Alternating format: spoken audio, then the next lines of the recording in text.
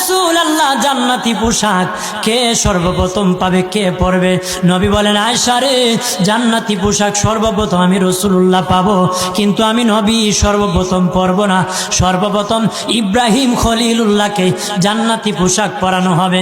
কেন জানুনি? ইব্রাহিম নবীকে নমরুদের আগুনে যখন ফেলে দেওয়া হয়েছিল, দুনিয়ার সব ছেড়ে দিয়েছিল, বাড়ি ছেড়ে দিয়েছিল, সম্পদ ছেড়ে দিয়েছিল, মা বাবা ছেড়ে দিয়েছিল, এমনকি গায়ের জামা যখন খুলে নেয়, ইব্রাহিম কয়েক কাপড় ছেড়ে দিতে পারি, আমার আসমানের মালিককে ছেড়ে দিতে পারি না। ওই দিন আল্লাহ ইব্রাহিমের সাথে অঙ্গীকার করেছিল, ইব্রাহিম আজকে তোমাকে সকলের সামনে উলঙ্গ করে লজ্জায় ফেলে দিয়েছি ইব্রাহিম, তারপরে তুমি আমাকে ছাড়ো নাই। আমি কিয়ামতের দিন সকলের সামনে মুসলমান, বেঈমান, কাফের, নাস্তিক যারা তোমাকে উলঙ্গ করেছিল, তাদের সামনে আমি আল্লাহ আনুষ্ঠানিকভাবে তোমাকে কাপড় পরায়া দিব।